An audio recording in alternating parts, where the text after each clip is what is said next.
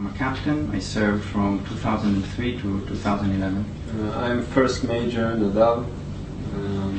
I was in the army between 2006 to 2010. Sergeant Major. And I served from 2001 to 2006.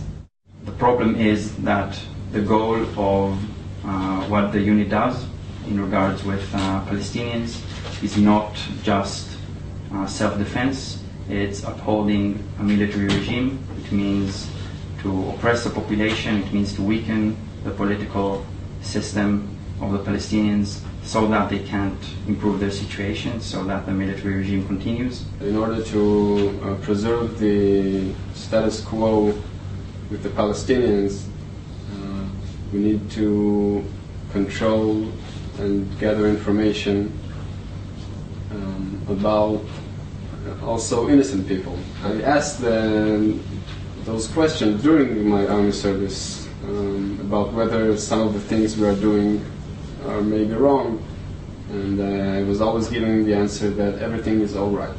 In my last years in the military, where I spent about 8 years, I started realizing a bit more about what was happening around me and the role of intelligence. That gave me some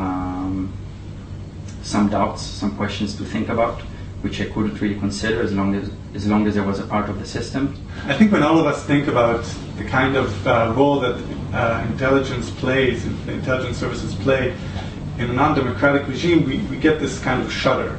And this was completely opposite of how I saw the intelligence corps in Israel and my service.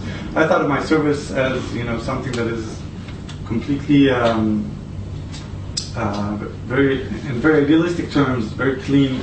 I guess the first doubts started during my service, but even more so after I got out of the military and I started seeing Palestinians as people and not just as sources, and started to understand the kind of very complex situation that Israel is at, where it's gathering information about people who are under its direct control. I think that sort of made the picture that I had when I first enlisted seem very, very simplistic. When I finished my military service, it was the 2011 social protests in Israel, which were a big political awakening for a lot of people. And that period for me was like opening a Pandora's box of thoughts, of thinking again and understanding the role that I played in the cycle of violence, in the difficult situation that the state of Israel is in, the state of Israel and Palestinians. The more we discussed it, we realized, the more urgent we realized this is, because we feel like we have to speak out, we feel like we can't continue to serve the system